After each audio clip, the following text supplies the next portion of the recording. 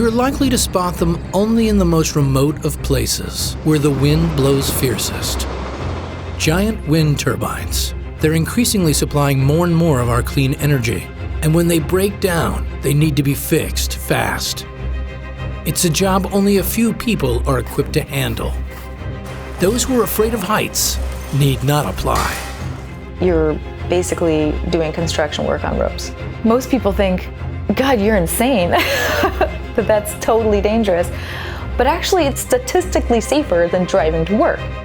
When you're driving past wind turbines on the highway, you may never know that there's somebody up there dangling, but next time you should look up there because you might see me.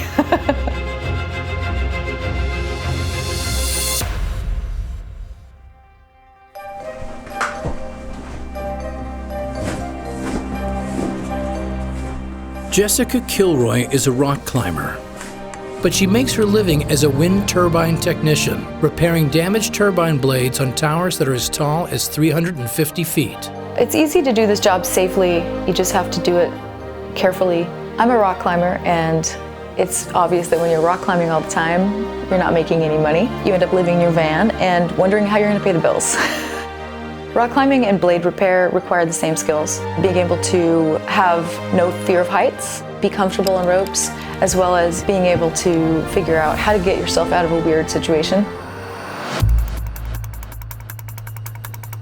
Here in Plymouth, Massachusetts, the average wind speed is 20 miles per hour, but these turbines can easily operate at winds twice that strength.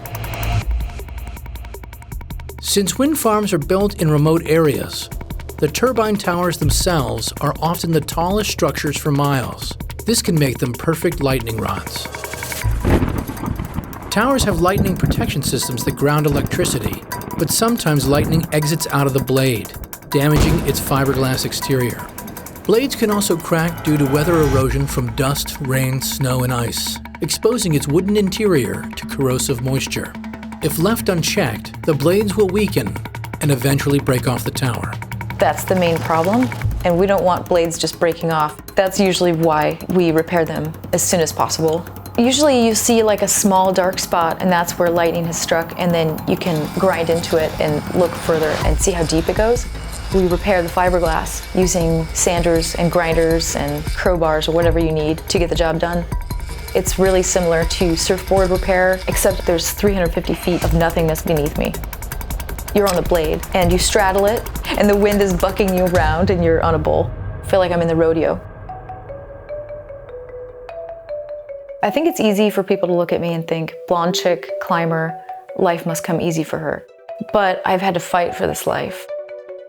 I was born with my bones not aligned correctly. I had to wear straight leg braces up until high school. The doctor said I could not do so many things. They said, you can't do this, you can't do that. And like, my dad is a climber. Back in the 80s and the 90s, my dad and his friends were out climbing big walls and putting up first ascents in the Tetons. And I was just like, dude, you guys are the coolest ever, and I want to be you guys. I had so many years as a kid of just looking at climbing magazines and watching my friends running around outside, jump roping, playing basketball, doing all the things that I wanted to do. That part's hard. Sorry.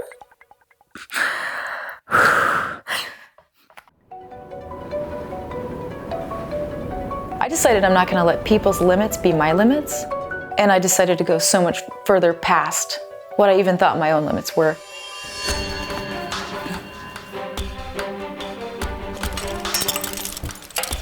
The first thing I usually do is harness up.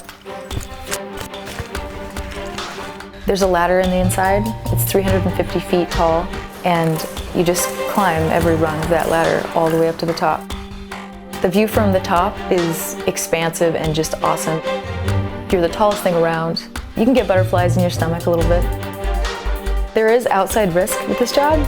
There's adverse weather conditions, as well as forest fires. This summer, I was on a wind turbine where a wildfire just came rolling through. We bailed really quick, and when we were out, driving away, I have a picture out the window, and the wind turbine was just like swept up in the fire.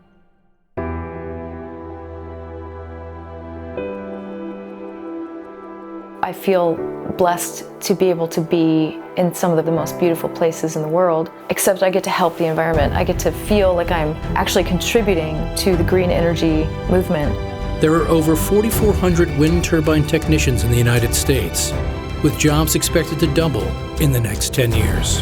Next time you're passing a wind turbine, look close, look real close. You might see a little speck up there, and that little speck might be me, living my dream.